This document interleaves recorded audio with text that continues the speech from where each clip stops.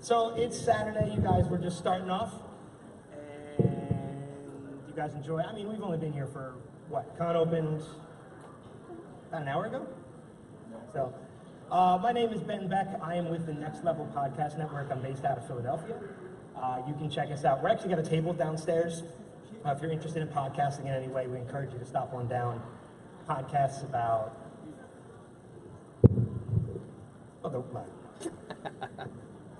Oh, no, now they can hear me, sorry. Podcasts about DC television shows, health and fitness, fantasy football, all kinds of stuff.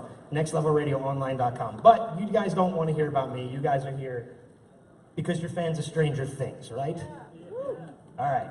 How many of you, like me, binged the show in one day?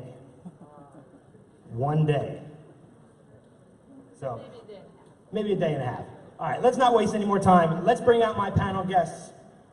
Please welcome Mr. Randy Havens and Chester Rushing. Make some noise for them, guys. Hey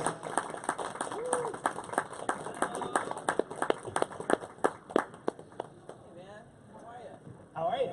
doing good. Have a seat wherever. Nice to meet you. Nice to meet you both. Nice to meet you guys. Oh, there's a giant thing here. It's fitting kind of with the show you guys are a part of. It is. It's like a little mini Demogorgon. It's a very strange thing back there. So welcome to Harrisburg. Yeah. Hi guys, how are you doing today? Good. Oh, you do better than that. How you doing today? Yeah. That's cool. Make it seem like all these chairs are filled. Let's make all these people on the other side. They are filled. The guy on the other side of that camera can't see that it's not filled. They are filled. They're all filled. 100,000,000% of the way. Jesus, look at that. So as I said, welcome to Harrisburg. Thank you. So happy to be here. I'm very excited to see that you still have the mustache. I do have a mustache, yeah. Does that lead us to believe that there's a possibility of a season 2 appearance from you in the show? He likes character photos. I just like having a super creepy mustache all the time. So if you guys have any questions, we'll get to your questions in a little bit. I'm going to ask a couple first, then just put your hand up if we have any questions for Randy and Chester. But first, Stranger Things was such a phenomenon when it first released. Yeah. I know I was one of those people that when it first released, I hadn't even heard of it. Yeah. I got a word of it through word of mouth of other people who had seen it. Right. I had seen no trailers or anything for it. Yeah. But all my friends were like, this is a show, you have to check this show out.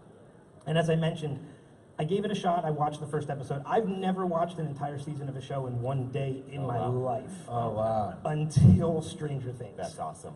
I ended up watching it all in one day because I was so hooked on this show.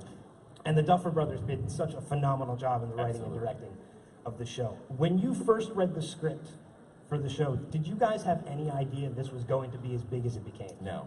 Yeah, because Randy did like 8 parts at the table read. I did read like 8 parts. I was like, if he's doing all 8, it's gonna be amazing. Yeah, like the clumps. Yeah. The Nutty Professor. We were at the table read and we read the first 6 episodes. And I was like, this show's like really special. It's really fun.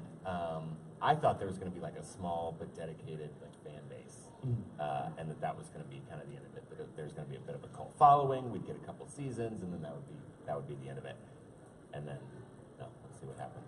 Yeah, it's reading it the first time. It was pretty cool because we were all getting to experience it together, coming to life. Yeah, that was the first time that I had read all of them, and we each got assigned in a table read. If you guys don't know, you get assigned different characters. So you're reading your actual characters with the cast. So it's literally like it's jumping off the page and coming right to life. So that aspect was very exciting for me, and it was like every page, I was like, oh, what happens next? So yeah, I had a feeling, but I didn't think that people were going to be so responsive to it. Yeah, no, it was bananas, like right off the bat. And I do want to go back to another thing that you said, where you heard about it from your friends. Mm-hmm. That's how everybody heard about this show. So if you guys told your friends about it after you watched it, thank you so much. You are the reason that this show was successful. Yes, thank you so much. Yeah, you guys, the Duffer Brothers did such a phenomenal job with, not only with the writing and the directing, but paying homage to so much 80s nostalgia throughout the show.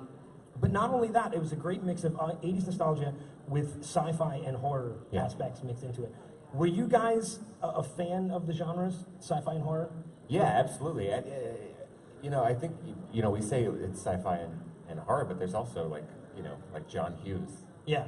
Like high school drama. There's like a high school drama right in the middle of all of this sci-fi and horror. And a little bit of like conspiracy theory type 70s, paranoid thriller type situation, especially with Hopper. Like if you look at when Hopper's ripping his trailer apart, that's very indicative of The Conversation, Gene Hackman film in the 70s. I'm not sure if I ever saw that one. It's a great film about a guy who wires up buildings so people can listen to other people's conversations. But very paranoid. That's a super obvious homage to that film as well. So they cover multiple genres. But yeah, no, I'm a huge fan of everything that they were paying tribute to. I told them after the first day of the table read, I was like, this show is everything that I loved in the 80s. Yeah. Yeah. What are some of your favorite genre films, other than Stranger Things, obviously? Oh, I like Monster Squad, which is really cool. I'm a huge fan of Monster Squad. And my friend Stan Shaw, he's the officer in Monster Squad, and he loves the show. Everybody that I've talked to that was I was really surprised because a lot of the people that I meet from the films I've watched to get a better understanding of my character and the world that we were living in for that time, they've all seen the show. Yeah. And I'm like, oh, really? Yeah, they're like, crazy. oh, yeah. They're like, oh, you're the best douchebag in the world. I'm like, ah, man, thanks, Gee, mister, thanks. I want to bring that up because that was something I wanted to talk about with your characters as well. You do play Tommy, who is, as you mentioned, is kind of a douchebag in the show. Yeah. He's a bad dude. I'm a bad guy. But Randy, you play Mr. Clark, who's the teacher, and I'm curious how everything I've seen online is people who say they would have loved to have a teacher like you in high school. I'm sure you've heard that a ton since the show came out. How close in relation to your characters? Because Chester, I assume you're really not a douchebag. Well, that's because I'm a good actor. Well, exactly. Just kidding. No, man. Yeah, both no, Chester totally and I, not at all. Chester and I are really good actors. Chester's actually a super nice guy. I am a jerk. Okay. No, I'm great. I'm a great person. Yeah, I'm a Humble great person. I'm a very humble person. I'm very People tell me I'm humble. very funny. I like long walks on the beach. I'm humble. I'm Randy funny. hates. I'm a genius. In his own right, he's the voice of a nation. I'm the voice of a nation. Exactly. I love it. Yeah, no, I'm not like my character. I'm not smart in that way. I'm not I was never good at science or math or. Did you have to do any research to portray a science teacher? No. No? All right. Good enough. No. I learned my lines.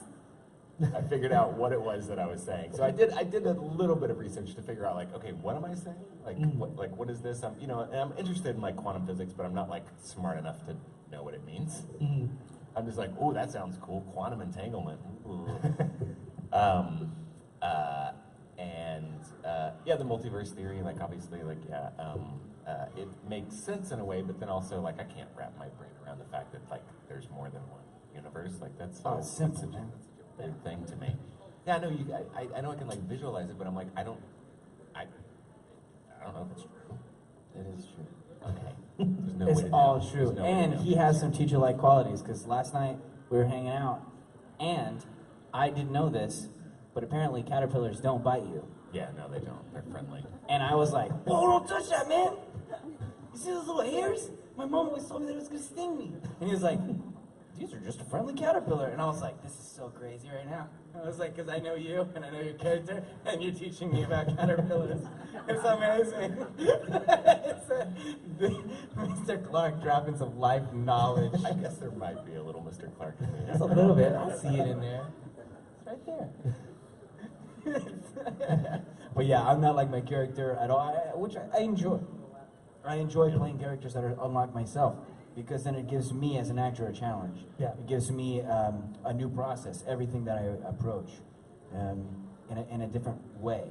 You know, Stranger Things is always been such an amazing experience, but even everything after that, you know, or before that, it's like you know, Tommy's not like my character in Jeepers Creepers 3.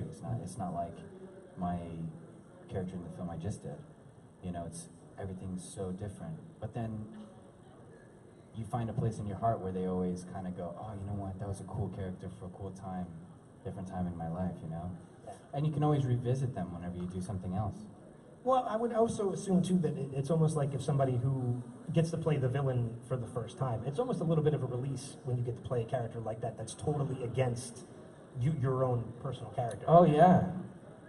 It helped me a lot, you know. It always helps me playing the bad guy to be a nicer person in real life. Because I go, you know what? I've already done that. I don't need to do that. You know, I don't need to, I'm like, I have no desire. I know what happens to the bad guys in real life. Yeah. You know? Yeah, they don't usually make it. No. No. Well, yeah. Or they become president. Tommy H for president. It could happen. It could happen. Could happen. There's actually shirts that say that on Amazon. Tommy H for president. It was a whole campaign. I was like, whoa, what? Yeah, that's crazy. So yeah, I don't know. To prepare for Mr. Clark, I didn't learn about science. I didn't go out and study science or anything. But I just tried to find the emotional truth of the character. So why he would give up, walk out on his date to go take a phone call from a 12-year-old. And I was like, okay, well, why would this character do that? Why would he go out of his way to help a student like that? Why would the students have his phone number?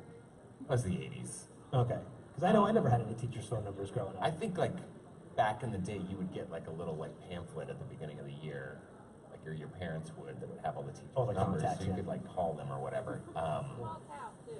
What's that? That's true. It is a small town. Small town. Yeah. Even my kids who are in their 20s, I had their teachers. Yeah. Oh, yeah, I remember those little books. Small towns, the phone book would have. Yeah. And I doubt there was that many Scott Clarks. And plus, Mr. Clark was kind of their mentor with the science fair stuff that they mentioned a couple times in season 1. So it would make sense that there would be some sort of way to communicate or to reach out to him. But I wanted to find the reason why Mr. Clark would be just like that, 'cause it could have been an exposition type of situation, oh, okay, this character's just here to do this thing, right? So I was like, well, what do I do to make it more than that? And I was like, okay, well, Mr. Clark maybe identifies with these kids. So maybe when he was growing up, he had a similar group of friends. Maybe he felt like an outsider in school. And now he wants to make sure that these guys feel taken care of and that they have a safe place to be curious about nerdy things. So that's where I went. That was most of my preparation was emotional preparation. Okay. I know, we mentioned the 80s nostalgia, too, of the show, too, but this actually isn't your first foray into 80s. You did some *Halt and Catch Fire*, which also took place in the 80s. Yeah, so *Halt and Catch Fire* started, first season took place in 1983. Yeah. But it was 1983 Texas, so it was almost late 70s. We kind of that transition into it. So that's the reason that I have this mustache. I grew it for that show, and then when I auditioned for Stranger Things, I still had it. At one point, one of the producers of Stranger Things comes up to me, he's like, "Did you grow that mustache for us?" I was like, "No, I had it before." And he's like, "Because that was a big reason we hired you." And I was like, "What about my talent? What about all my talent?" No, just your mustache. Nah. Damn. Well, then it's that hair on your face. If you wanted to be in season 2, then you knew you had to keep it. You couldn't shave it off. Well, I mean, you could have always grown it back too, but. Yeah. I did. I shaved after season 1. After season 1. And gave my face some free time. 3 days later. Yeah, just it shows up in the middle of the night. I've been growing this beard for 3 years. It takes in 3 days. I do have nightmares where I accidentally shave my mustache off. Oh, dude. And I'm like, how am I going to show up to set like this? Sarah would just glue one on. Yeah. Yeah. It's pretty amazing what they can do with makeup and stuff these days. Oh, it's awesome. It's pretty crazy stuff. One more question, and then I'll turn it and see if anybody in the audience has any questions for you too. But I'm curious because they've been all over, on late night talk shows and everything since the show. What was it like working with the kids? It was an amazing experience for me, because you get to see somebody who's genuinely, for a lot of us, it was our first show on TV, or Netflix. Yeah. They had done theater and Broadway and amazing things before, but for some of them, it was like the first thing. So seeing how excited they were to be on a huge set, for the first time for their own show, it's really refreshing and inspiring. Especially after doing it for so long, that you kind of look at them and you remember the reasons of why you started doing it. Yeah. Because after a while, your reasons change. Yeah, the Hollywood aspect kind of gets to you. Sometimes the older you get, doesn't happen to everybody, but there are certain aspects, and you're right, they're still relatively new, so it was unfazed by that. So watching them work and seeing how great they are as an actor, as a kid, you go, man, I'm so jealous. That was me. I was like, wow, they're so great, and just having that kind of genuine excitement inspires the morale of everybody around you. So all of us, we all have this kid-like wonderment when we're filming. It's like you really believe you're in this world because everybody looks like 1983, even the town we were shooting in. Everybody dressed up. We could walk around, you see people in their 80s clothes, you see people not even knowing what we're doing, but wanting to be a part of it. The community got involved. That mixed with the excitement from the kids just created such a special momentum. I believe that was a part of why it was such a big thing. Because then you can go, a lot of us can watch a show and look at, Gaten, Caleb, Finn, Millie, and go, I was that kid. I was that kid with psychic powers. I was that kid when I was little, or whatever, It's a really a cool underdog story. Yeah, for sure. Yeah, I love working with the kids. They're super professional. They are legitimately pros. Yeah. Gaten and Caleb came from Broadway, so it's like, oh, you guys are already more successful than I am. I bow down to you, sir. Super professional, extremely talented. Yeah, I'll go along with what Chester said. I'm super jealous of how talented they are. Yeah. I'm like, wait, no, I had to work on this for my whole life to get here, and they're just like, nah, man, that's just me. I'm just that talented. Gaten is hilarious. Gaten's super hard to work with because he's so funny. Oh yeah. And, it's hard to not laugh at what he's doing, especially if he's doing something that's funny. It's very hard to get through a take with Gaten without laughing. And our experiences are different because I never worked with the kids. I worked around the kids, but he worked with the kids a lot of the time in the show. So mostly he it was had them. firsthand working with them experience. Yeah, I have I was one kinda scene with an adult. Yeah. But one thing that was cool, if you guys remember season 1, whenever they're doing the whole scene with Millie in the tank, when she's in that glass tank. Oh, I was there whenever they were filming that day, and I don't know because I'm not a parent, but man, what a brave girl that is. She's literally on an elevator, right? And they bring her down, and they have signs with a helmet that has air in it, right?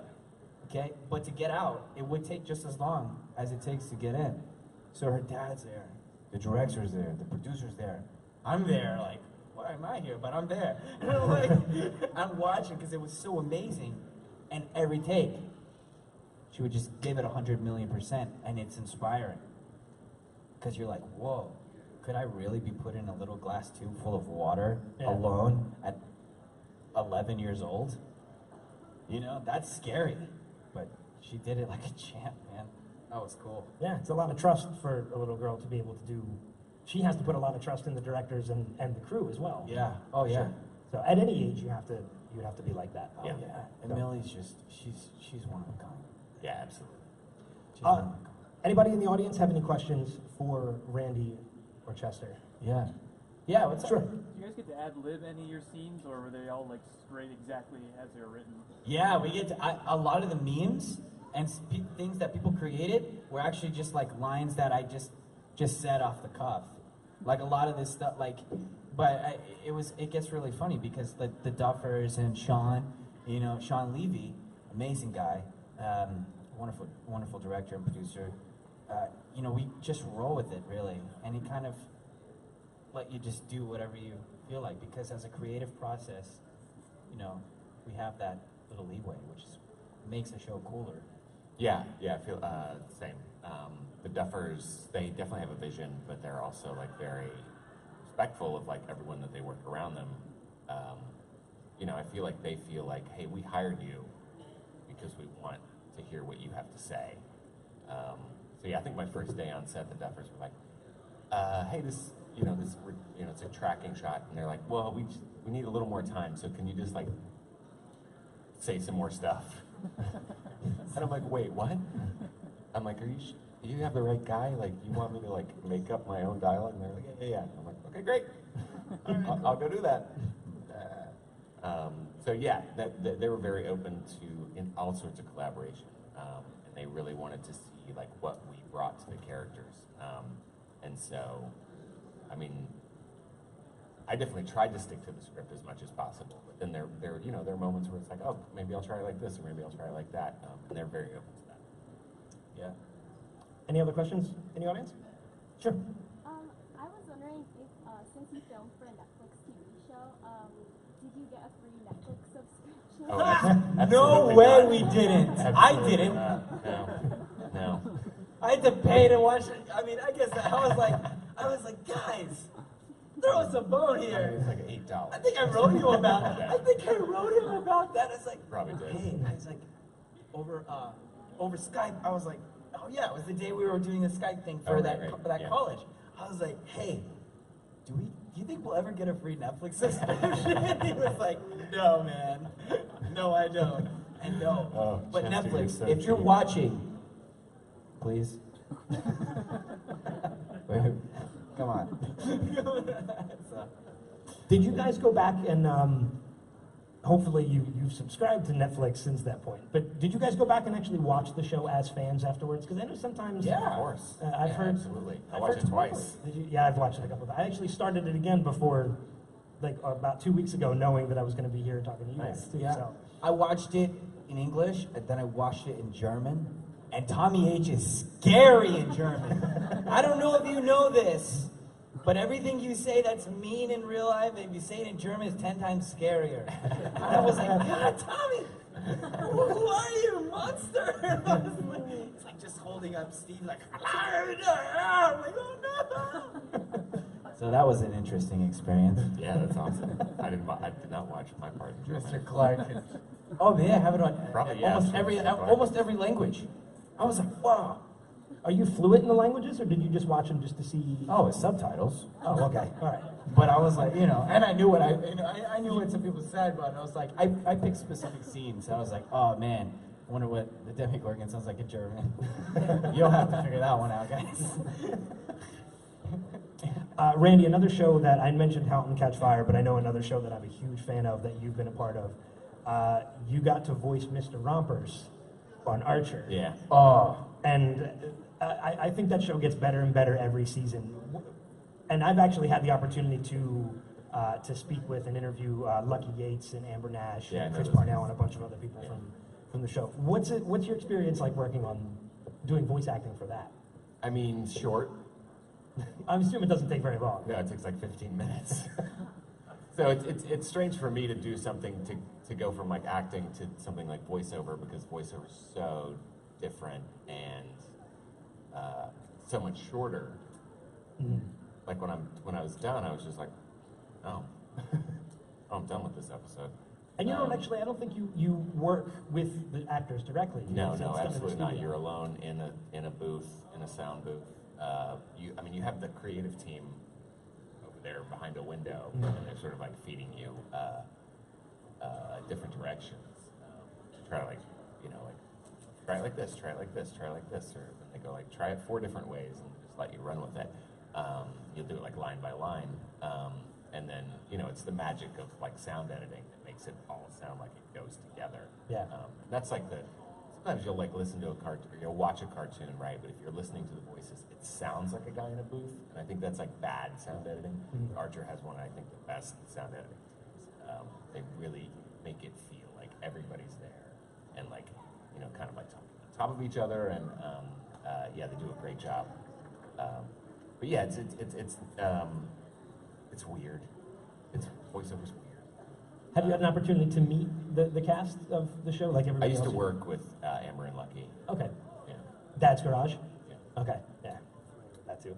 And I know, Chester, you're actually a pretty accomplished musician on Yeah. top of acting as well. What's the name of your band? Just right now, I don't have a band. I'm just doing writing Okay. for some people, for some different artists.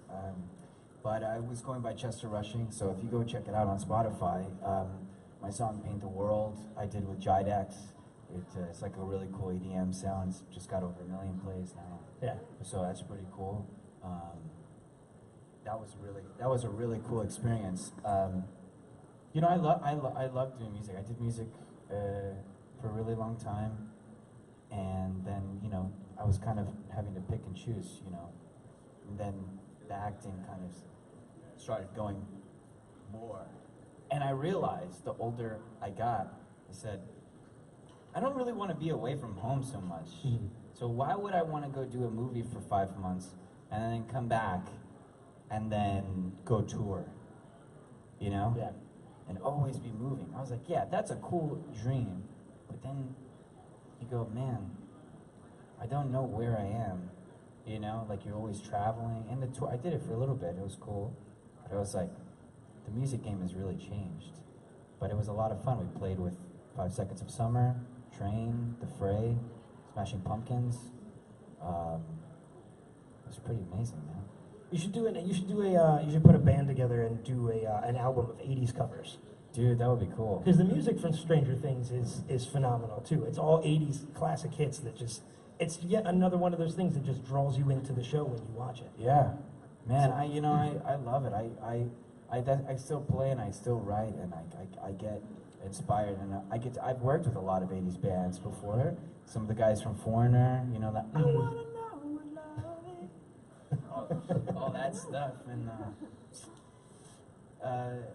it's an amazing experience. Really cool guys. You learn a lot by working with seasoned veterans of that craft. You know, the older you get as an artist, I think you become more seasoned and more hardcore. You know, especially those guys from the '80s, like Mick Jones. You know, you just know your stuff at that point. You might as well. I mean, at 70 something, you know you better know your stuff. You better know what you're doing by now.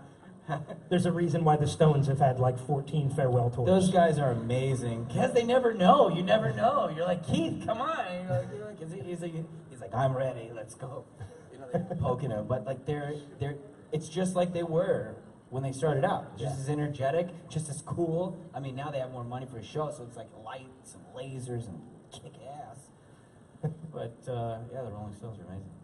You mentioned, not wanting to do, go on tour after shooting for 5 months and things like that. How long did Stranger Things take to shoot? I assume it was different for each of you since you both played different parts, but it's only an 8-episode series. How long was the shoot?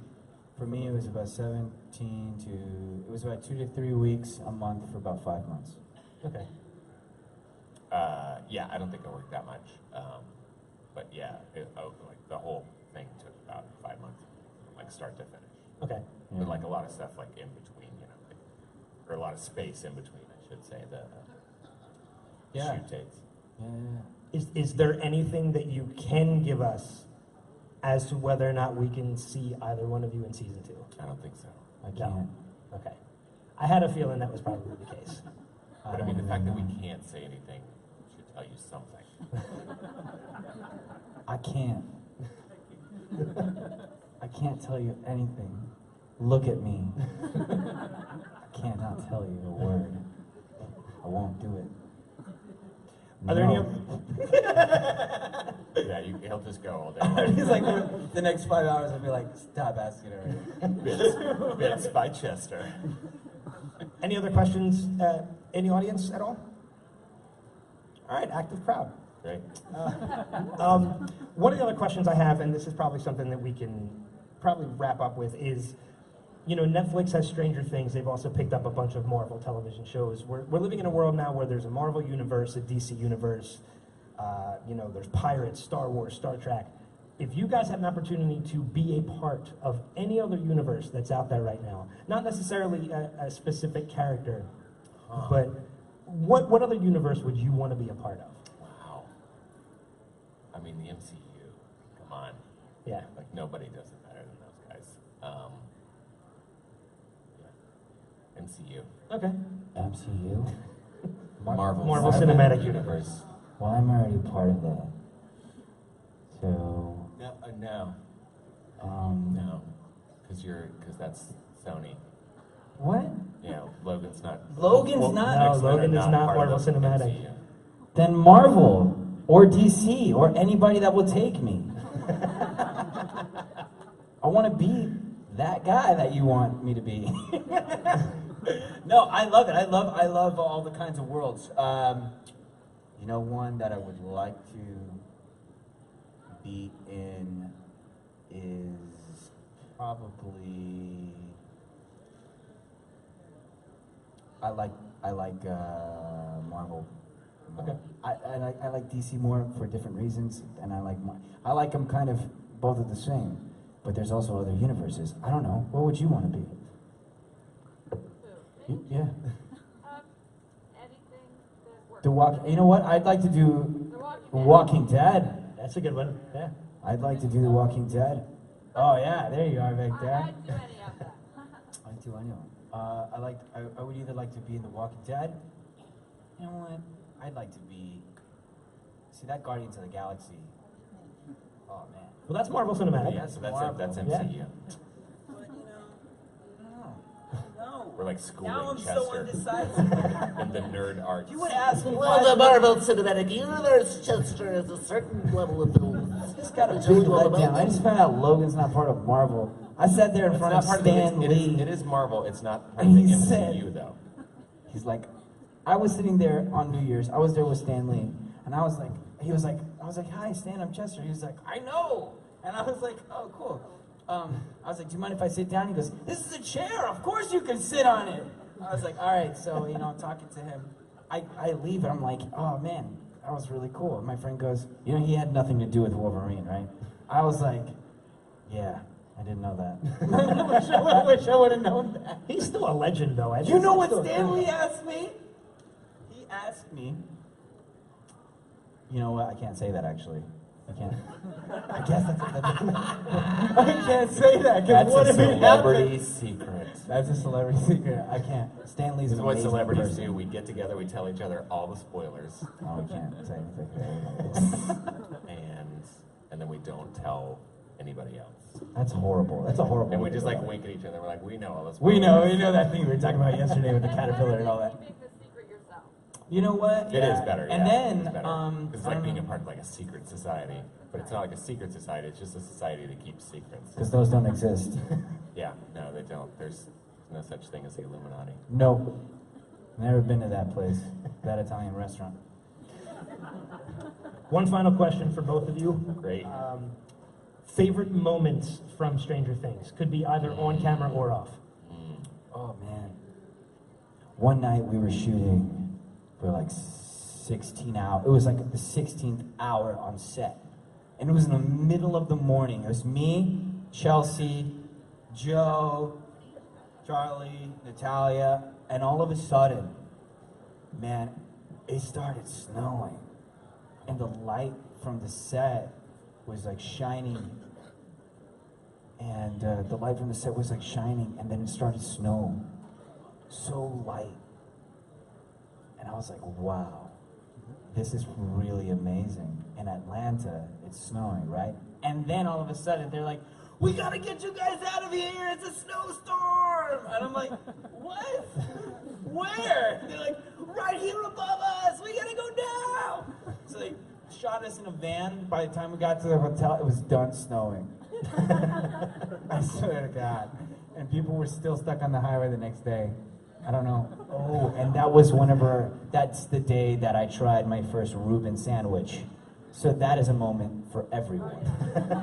So that moment. I mean, how do you follow that? Chester ate a sandwich. It's like, it's a good sandwich. It's a good I sandwich. do what I can. Okay, so we're shooting, it's like, it was the Will's funeral, spoiler alert, scene. And Gayton has this line in the script where he's like eating these Nilla wafers, and then he says, "Oh man, these aren't real Nilla wafers." And he just kept stuffing these Nilla wafers in his mouth. And the Duffer Brothers are like, more Nilla wafers, more, stick more of them in your mouth. And like, we cannot hold it together. It's me, Finn, and Caleb, and we can't, like, not one of us can keep a straight face through the scene. And the Duffers are like, make it funnier, make it funnier. We're like, no, make it not funny. Like, make him do it without cookies. Like, we need to get through this take. It was very, very hard. I think we did at least 10 takes of just us losing it and then just yelling at each other. Because like one of us inevitably would break and then it would be like, man, that was your fault. It's a lot of Nilla wafers. That's hilarious, Yeah. man. Oh, Gayton is, that guy is like so naturally. That kid is so as a funny. comedian. I remember the first time I met him, I was like, man, I like you. And I told him, I was like, you know what, when this show comes out, people are gonna really remember you. And he was like, gee, thanks. I was like, you really think so? And I was like, gee, thanks, mister. And I was like, yes, I really do think so. And I was right. That's what my point was. Because I love that kid. And I told him that actually, again, after it came out. I said, hey, remember that? Remember whenever I told you how awesome people were gonna think you were? And he was like, man, it's so crazy. And I was like, well, you deserve it, dude, because you're a good guy. And that kid is a good kid. They're all good kids. That's a great guy. Well, it has been an absolute pleasure to speak with both of you. Thank you so much. You Ladies and guys gentlemen, rock. Round of applause Thank you guys. for Randy and Chester. Make sure you go downstairs and stop by their table and say hi.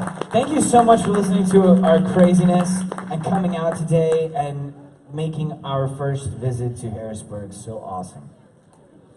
Thank you, Randy. I'm here for other questions. No, I'm just kidding. I just want to ask how my Reuben sandwich was.